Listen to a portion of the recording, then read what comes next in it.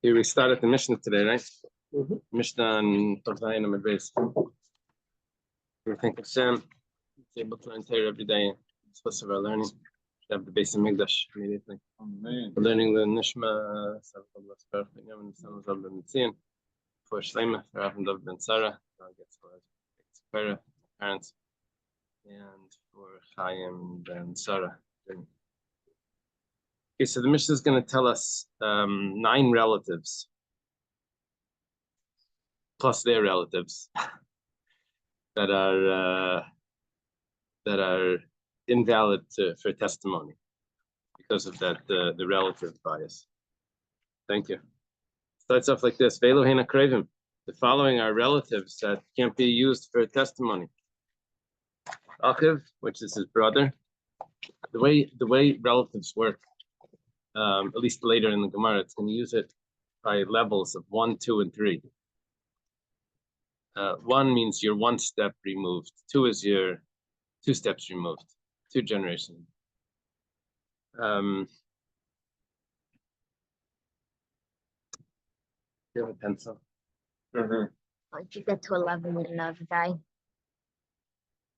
Sorry? Once you get to 11, you don't know the guy. So first starts is the brother. Okay, so one brother can't testify against another one. Next one is Achi Aviv. It's his father's brother. So we moved up 1 step, right? Let's say when you move off a level, that's called a sheni.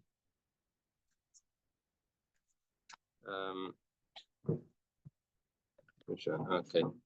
But Achi Imai and his mother's brother. Now here there's a little bit of a chiddush.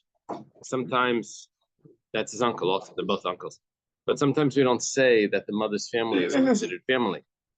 You know, like for inheritance, we say it doesn't work. But here we say, I know an uncle would be invalid.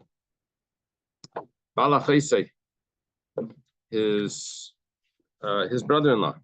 That means his sister's husband. So his brother-in-law. There's another brother-in-law, which is his wife's brother. But this is that other type. There's no difference in English, right? Both are brothers-in-law. There's no.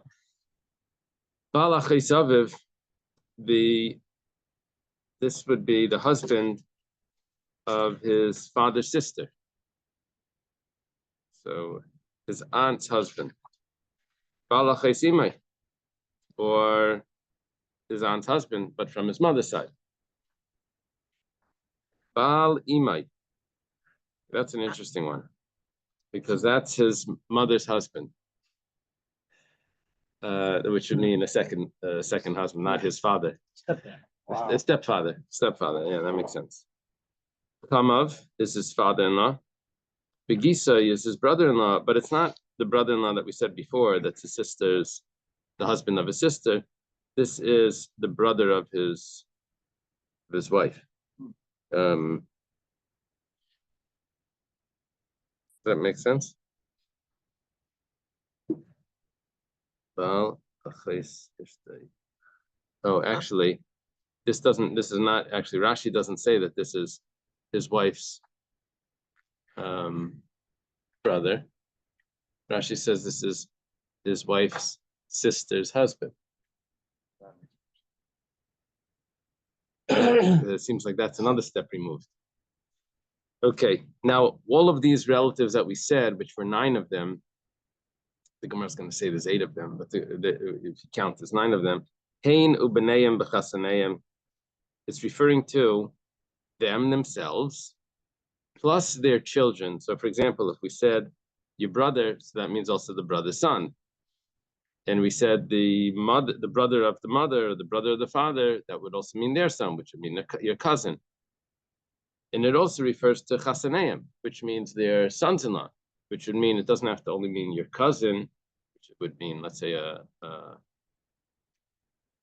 your father's, let's say, brother's daughter, but even her husband, chasaneim, right?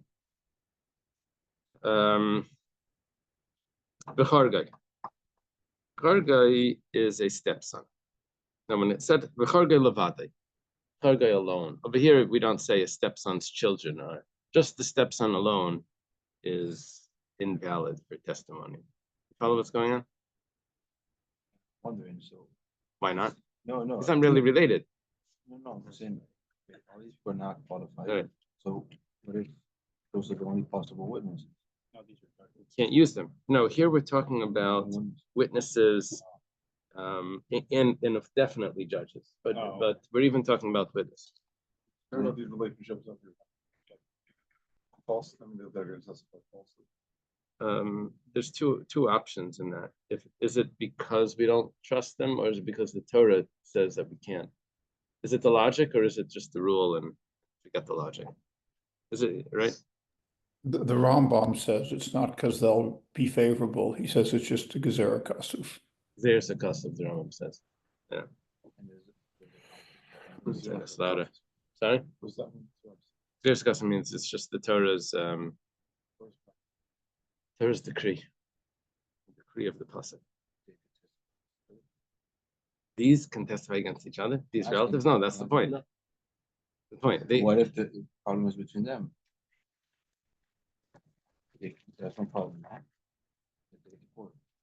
But if two of these relatives can join together as witnesses, that's not valid. What if They have can't also testify against any of these relatives. if they have an issue? Yeah. Then themselves.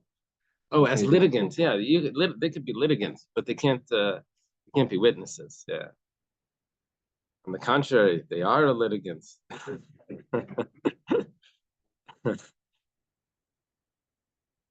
Okay.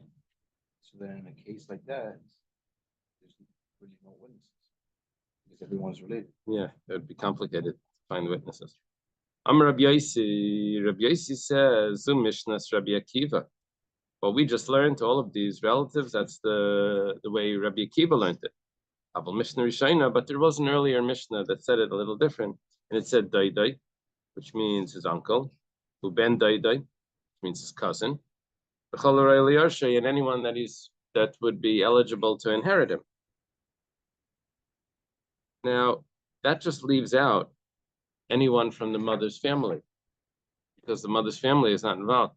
They just cut out a whole bunch of relatives, according to this Mishnah Rishayna. Then it says, and anyone that was related at that time, but hayakarev in Israchik, but let's say they were related and then they became not related. Say like there was a son-in-law or something, and then the daughter died, right?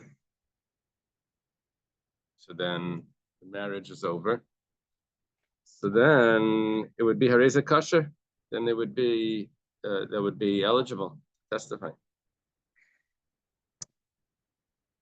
Okay, now we have some new people that are disqualified. Ha'oyev, which is like a best friend, and v'hasaynei, or an enemy. Who's a best friend? Who's this oyev? Zeh sheshvinei. This is someone that was one of those people at a wedding. Is that how they list that? One of those groomsmen. And Saine, who's considered an enemy, koshlei dibri meishleish yamim be'eva. Anyone that didn't talk to someone else for 3 days out of hate, that's considered an enemy. Saine, okay, koshlei dibri amalei. So they told, who are they telling? This is Rabbi Yehuda. They're telling to Rabbi Yehuda, leinechti Yisrael al kach. No, that would not invalidate a Jewish person because of that. Now, what we're saying here, Rashi points out, based on the Gemara, is that that's only regarding testimony. But regarding judgment, that would bias a person would be biased. In testimony, a person won't make up a lie. But when it comes to judgment, it may skew his judgment because of that he hasn't been talking to someone for 3 days. How did they go about figuring this out if there's some kind of bias there? And do they question them and inquire? Yeah. So that seems kind of difficult, right? Usually somebody that dislikes somebody else, they're not going to talk to them very often, right? Usually not every 3 days, that's for sure. Right. Hey, Daniel. Hi. Daniel, Hey, Neil. So Hi. you're saying that it's going to disqualify a lot of people. Yeah, how do you determine if it's just because of hatred, like they were supposed to talk and he's Dafka not talking, or Yeah, let's see if there's more comment on this in the Gemara. I'm not sure.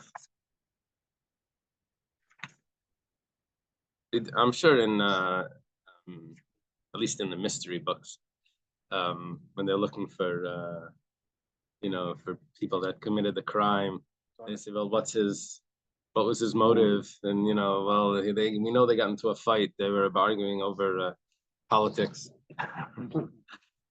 Okay. How do we know that these relatives are invalid? The Tanur Rabbanan, in a brayso, Yumsu Avis Albanim. Fathers, they shouldn't die on their sons. What does this mean, on their sons? Maybe because of their sons. How do they translate it? Because of? Yeah, because of their sons. Because of their sons. Okay. What is this pasuk teaching? Does it mean that the fathers shouldn't die because of the sins of their sons? And then the pasuk continues, and the sons shouldn't die because of the sins of their fathers. In other words, that they don't get punished just because someone in the family did something wrong. We already have a pasuk that says that a man for his own sin is they die. I mean, we see, One second. You know that from the Gemara. Second.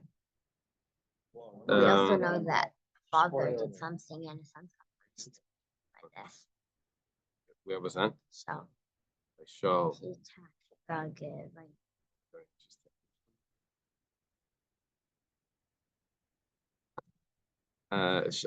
Shalom asked the question that stumped the rabbi Shalom and Yitzi. and Yitzi, Talking about it before. that Shaul's children they were put to death actually because of something that their father did. Because of he wiped out the city of Noiv, and the Gevinim lost their jobs, and anyway, the Gevinim were upset about that, and it had caused whatever problems.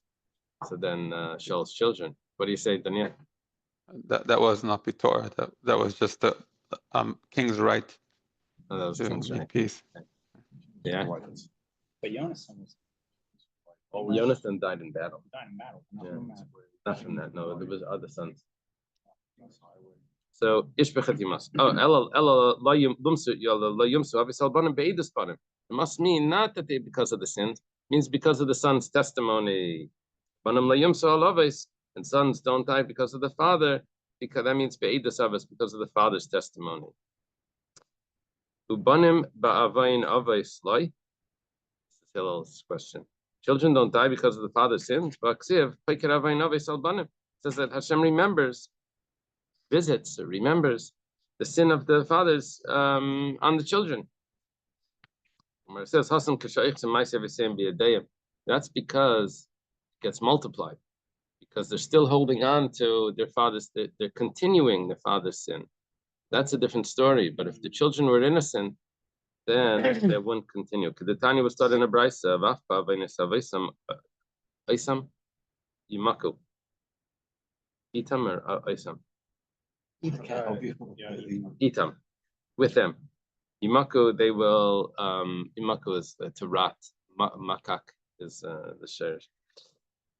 In the sins of their fathers, with them, they will rot. In the brayso says, how do they translate Yimaku? Do they rot or wither? Okay. This says pine away. Pine. If you know what pine means. Pine What is away. pine? What is pine in English? Yearning for something. No, but this is pine away, which means yearning. Really? Pine away means yearning? They will yearn away? All right. Pine away from something, like you're like the way that you're pining for Mashiach. You're yearning, you're waiting, like pacing back and forth. But here it means to perish. To gradually lose health or strength due to grief, sadness, or loss. Oh, to gradually lose health. That's the pine. I know. Due to grief, stress, or loss. Disagree? Okay. You're telling me that it's only if they're still doing the father's sins, and that's why they're gonna pine away. Maybe it's even not when they're not continuing the father's sins. Maybe they're just they get punished because of the father. You can't say that because the pasuk says that each person for his own sin. This is because they're holding on to their father's sins. Okay. What do they teach? What do the Gentiles say? That people sin because of their father's sin? Whatever they want. Oh, you're saying because like the original sin or something? Uh-huh. Because the moms are. Uh-huh. The law, Oh, yeah, is this not so? It says that a man will stumble on his brother, and it says that's referring to the sin of his brother. It says, that means everyone's responsible one for the other. What about like Mamzerim? Like they're obviously their parents did Vera, but they're That's a good question also. They stay as moms or parents. No, but they didn't do anything. It's their parents' sin. But it was a special. Okay, but the special thing is the question. Especially according to that opinion that says mamzer ain't a chai. Says that a mamzer doesn't live. Remember that there's a Gemara somewhere, maybe in Yavamas or Are there something. any like righteous Mamzerim and Shas? That's a good They question. married Gil. That's a good question. This is a question for research. He's asking, Jonathan is asking if you find in Shas anywhere where there's righteous mamzerim, people that became sages, but they were mamzerim. They had to marry converts. Do we find anyone like that? I don't know. So the Gemara answers this question because we have a source that says that they're responsible for one another. It says they're only responsible. That's because they could have protested. I think maybe this is the what's quoted in Tanya, where someone's considered wicked. What is the quote? The whole thing with when they could have protested. Many times people didn't protest. Yeah. What happened over there with the rock?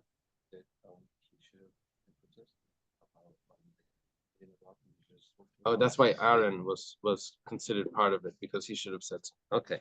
I think it's brought to respond to Jonas, and I think it's brought down somewhere that a mamzer could be on the Sanhedrin.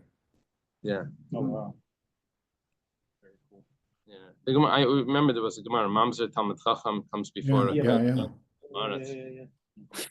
Okay. It doesn't mean that they had any, but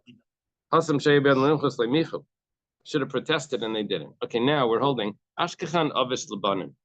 Now, I didn't get into this, but apparently this pasuk was referring to was not just fathers and sons, but it's really referring to fathers and nephews and sons with uncle. Because if I have two avis, they must be brothers, two fathers and their sons,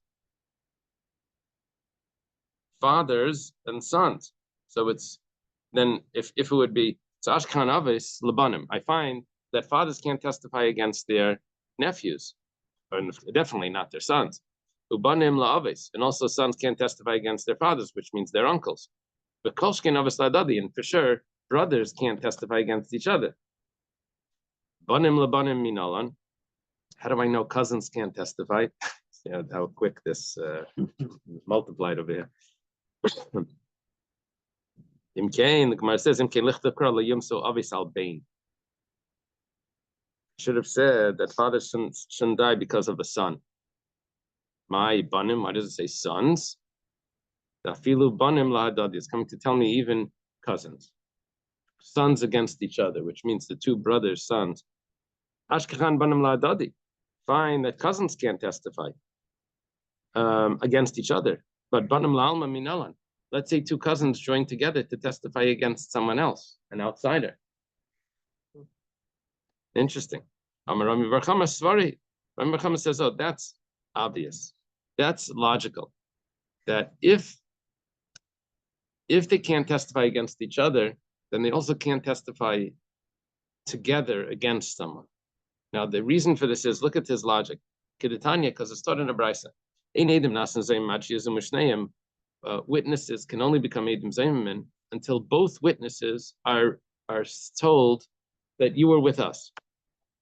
Otherwise, he can't do to one of them what he wanted to do unless you're doing to both of them. Unless both of you were with us. Now, what that means is that if I have two witnesses that are testifying falsely, and we're going to do to them what they wanted to do, the only way that I can do to one is because I'm doing the same thing to the other, which ultimately means that each one is considered harming the other one. It's as if they're testifying against each other, because how am I able to get this punishment onto one of them? Because the other one is doing this also.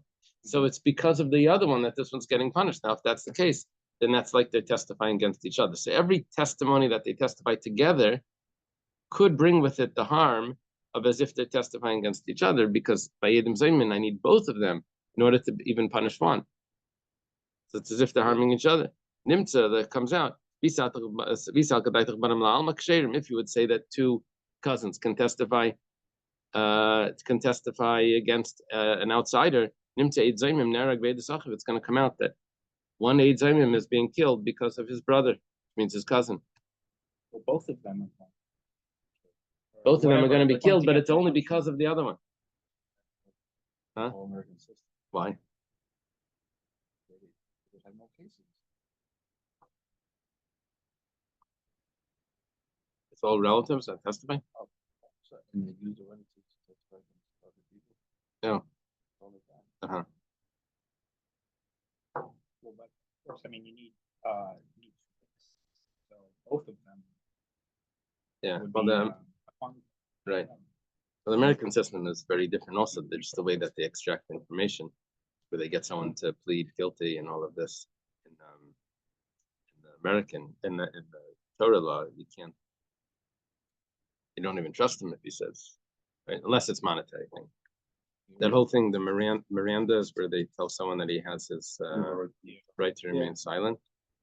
In Torah, what do you mean you have the right to remain silent? Whatever you say is not held against you. No, it's just They just say that it's not really applied. Uh-huh. It's just I saw this thing.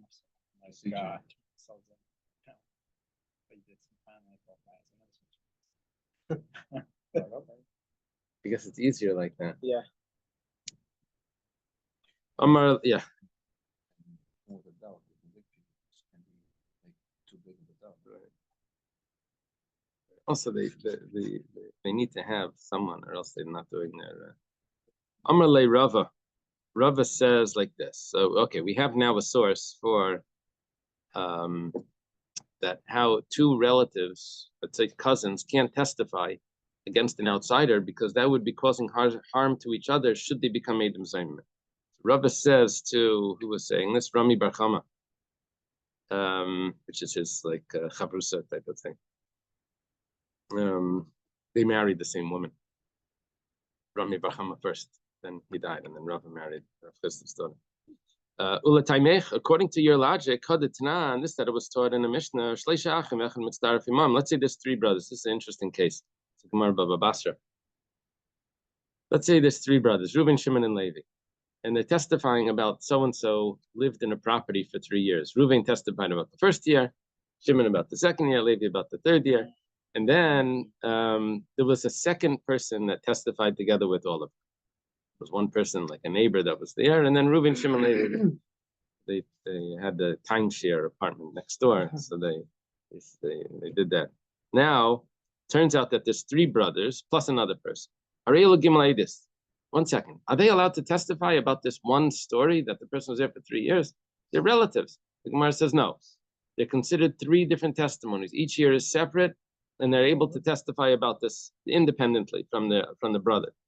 However, but if they come Zaymim in, then they're considered all one, and you have to invalidate all of them to do the laws of Eidim Zaymim on them. Oh. Now, Nimtza, what comes out now is Eid Zaymim Mishalim Mammon Beidas Achiv. According to you, this is impossibility because you can't have brothers becoming Eidim Zaymimin together, because then they're harming each other. And here we have clearly that they can become Eidim Zaymimin together. Ella Hazama Me Alma Kasi. Rather, we have to say that this concept that we just developed, that Eidim Zaymimin are harming each other because they both need to be Zaymimin in order for this. So that's not the way, the proper approach to this. Eidim Zaymimin are being harmed from an outsider. Yeah, you need two people there, but they're not harming each other. So the problem over here cannot be why they can't testify to an outsider is because if they become Eidim Zaymimin, then they're testifying against each other. It can't be, because we have other cases where they are able to become both Zaymimin in the same case. So we're back to our original question. How do you know that two relatives can't join together to testify against an outsider? Can't testify against each other, we know from the pasuk, but against an outsider, how do you know? If that were the case, then it would say a son against the fathers. Why does it say banim alavis? Inami heim alavis. My ubanim. Why does it?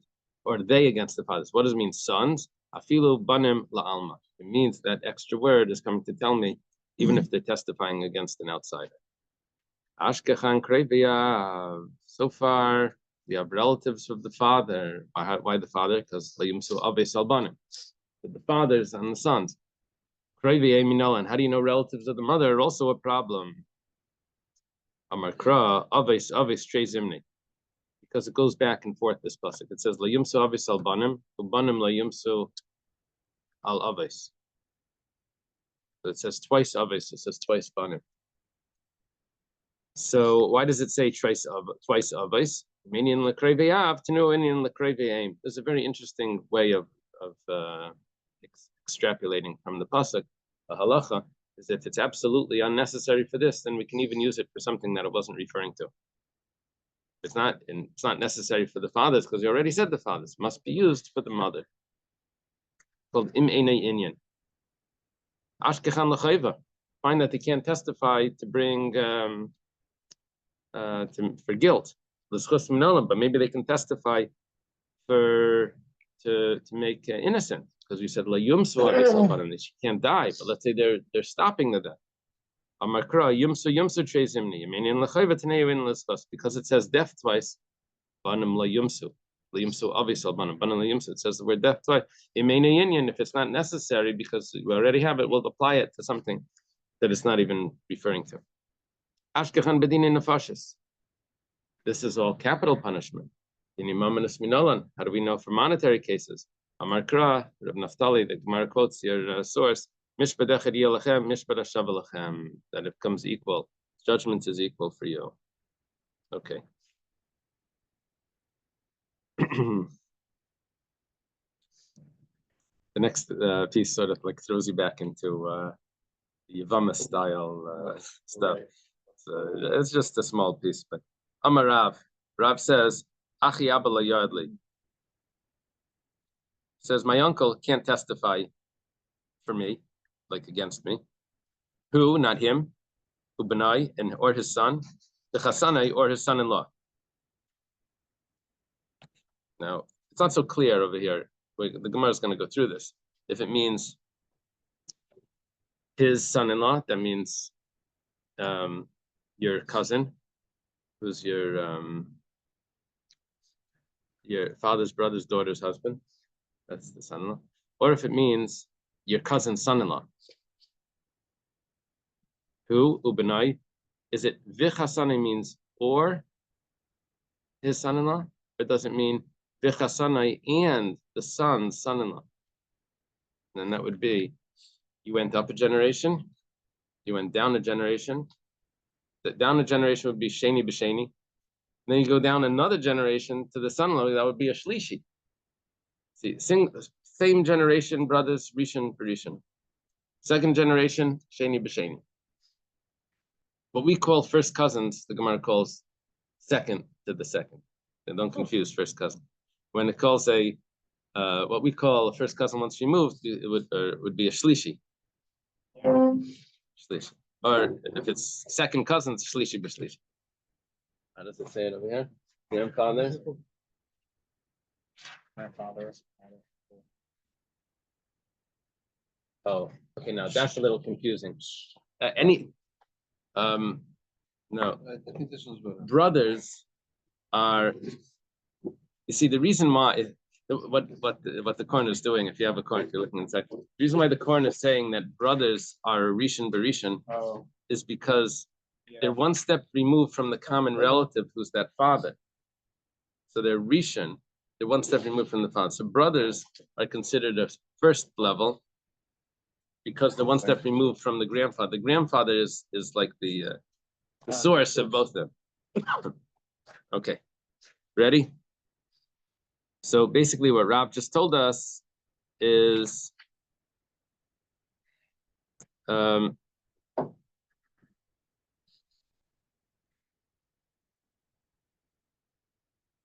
told us so far that his uncle and his cousin and his other cousin, son-in-law, can't testify against him. Now Rav goes on. He says, "Afani lo yoyed lo," and I also can't testify against my uncle or my cousins as well. Ani ubanai bechasani, not me, not my son, and not my son-in-law. Now, 1 second. But Amai, why does Rav say this? Havale shlishi berishin. Rav's son to his uncle,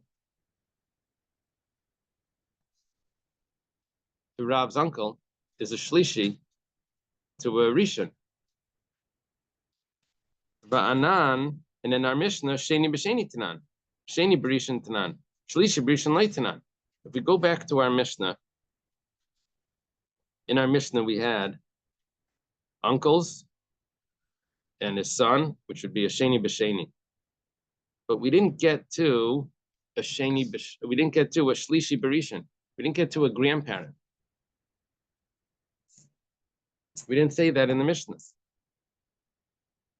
It seems like from the Mishnah that this would be acceptable. Rav is saying that his son can't testify against his uncle. I said, the cousins, the cousins. But 1 second. First Rav saying against his uncle.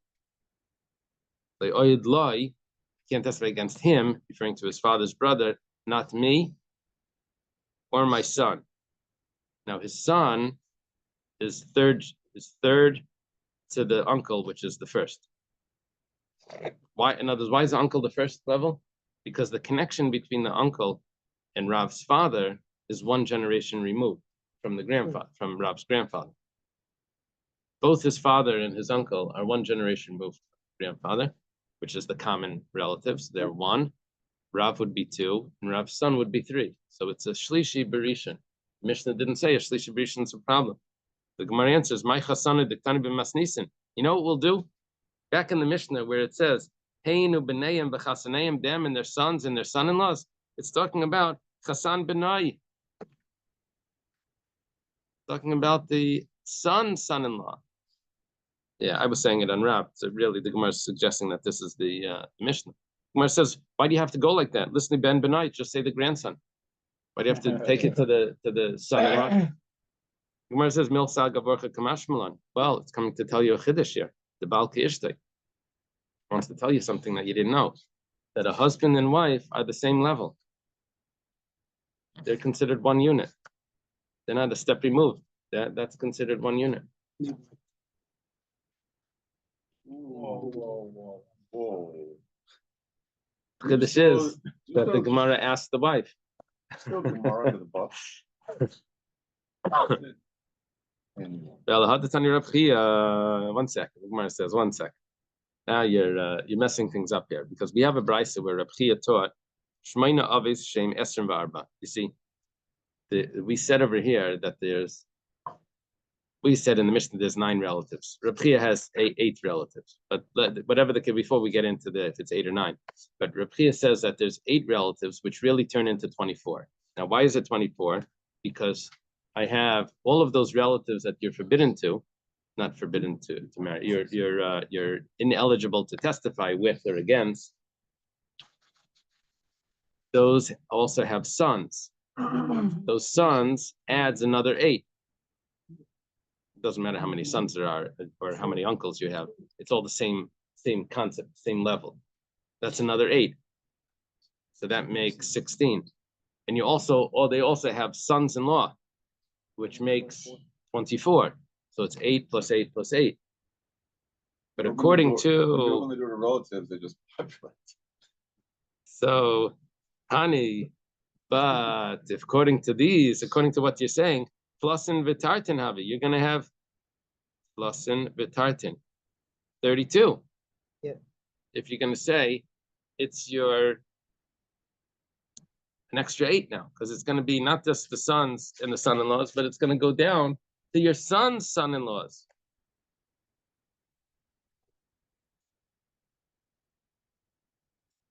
Which is not what Reb Chia taught. When you win a lottery, it's 10 times. So many relatives. People that claim to be your friend. For judges. Oh. Yeah, but that's what they said when there's a will, there's a relative. Wait, I thought this is only talking about capital. That's what we thought. Then we adjusted it that it's also talking about monetary. Mishpat echad. Yeah. But my karle chasan benai. My karle chasan benai.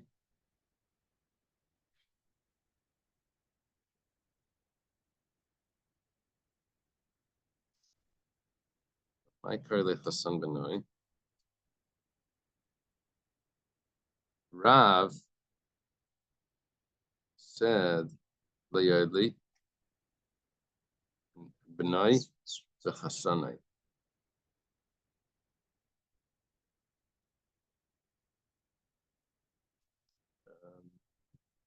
My Karli Hasan Benai.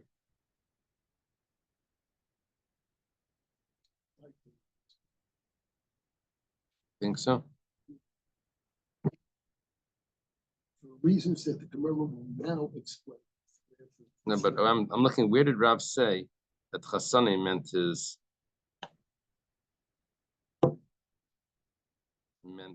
son? Rav said that. Achi Abalayati hu ubenai b'Hasanai. After ani ubni b'Hasanai. Show me what it says. Rav said only, so too I cannot testify concerning my father's brother, neither I, nor my son, nor my son-in-law. The implication is that Rav's son could testify concerning Rav's uncle's son, even though this is a third. No, that's not telling me that. 1 second. Where does it say V'may karelei? V'may karelei Chasan benai, the 29. Okay. The Gemara above explained that Rav derived the disqualification of a third level kinship from the Mishnah's case of son-in-law. Although the Mishnah indeed refers to the principal's son-in-law, Rav considers it identical to. You see, if the Mishnah is really referring to just the son-in-law, then how does Rav get an extra level? Because Rav says Shlishi Berishin is puzzle. A third level to the first level is puzzle. So how does that come about? The Mishnah only says that a second to a second. We didn't mention third. So the Gemara is saying that Rav understood that from the Mishnah. How do you understand that from the Mishnah? So the Gemara says, because Rav understood the Mishnah, that the son-in-law is considered an extra level. So the Gemara explains, Kivan de Mi'alma, why does he say that the son-in-law is an extra level? Kivan de Mi'alma kasi kedar achadami. Since he's an outsider, so he's considered the third level. So basically like this. This is a slight problem because we just said before that the husband and wife are the same. Yeah. You see, really, his cousin, his female cousin, is a second to a second. Right? Their fathers are first to first. Cousins are second to second.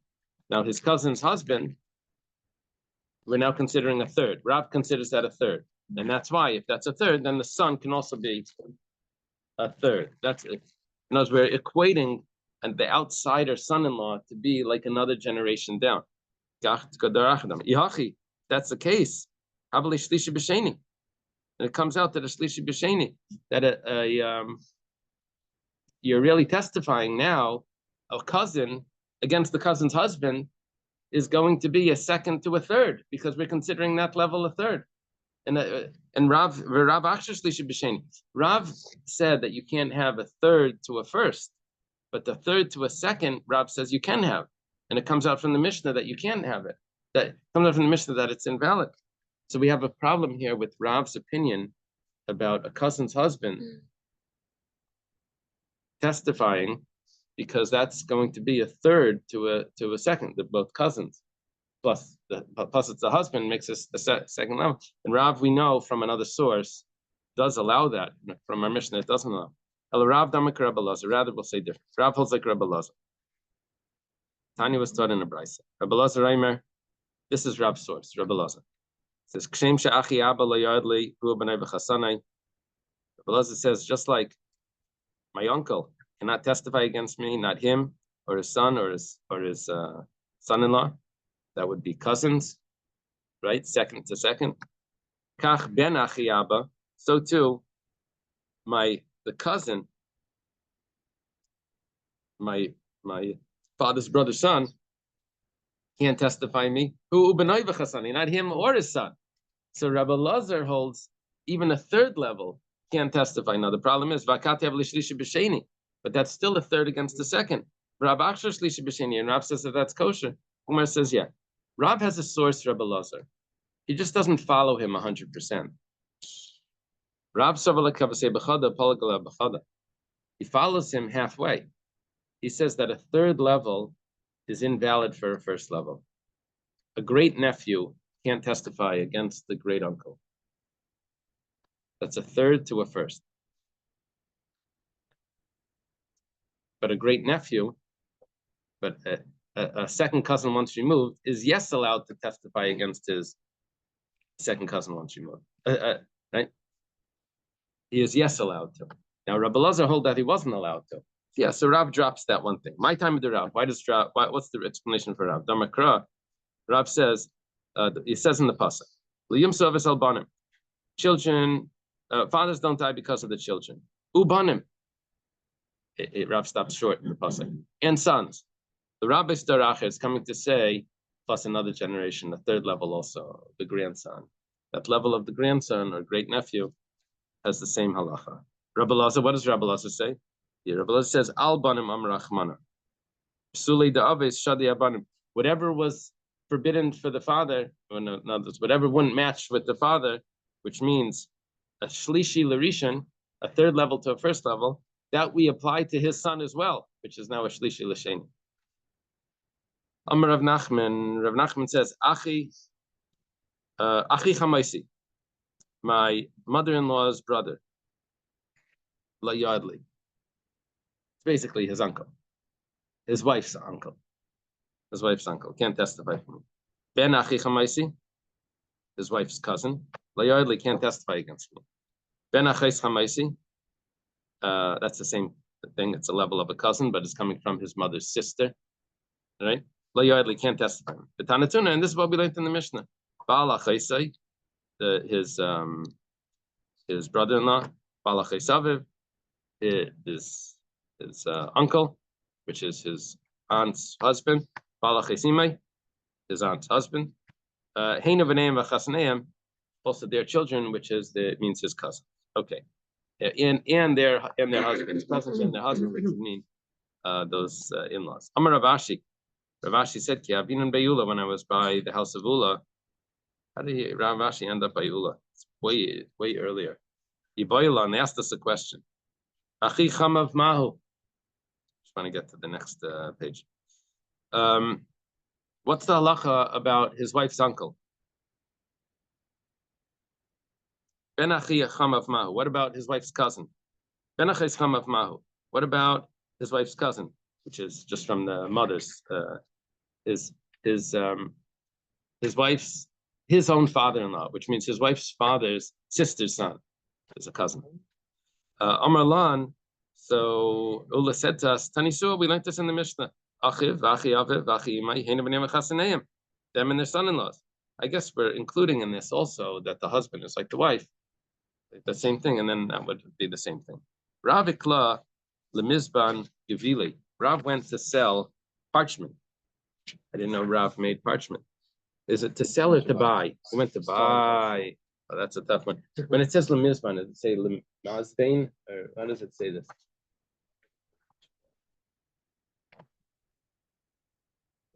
Lemizban.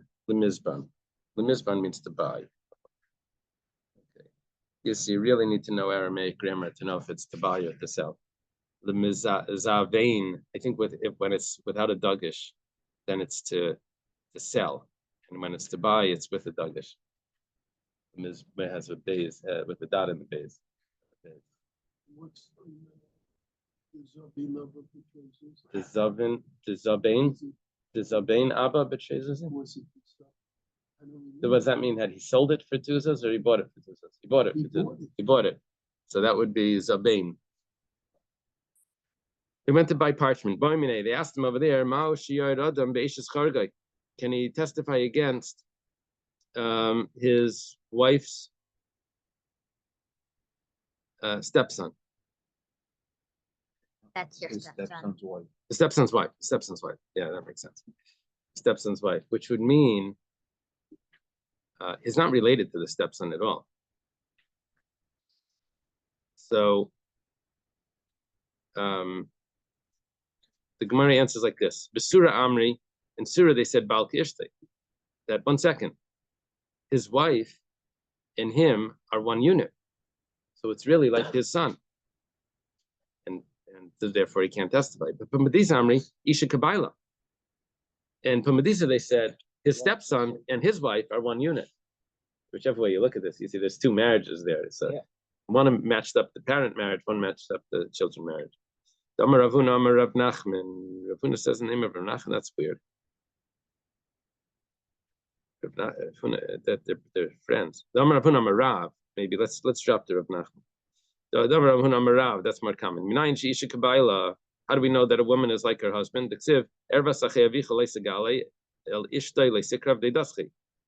The nakedness of your father's brother you should not uncover, which means to his wife you shall not come close.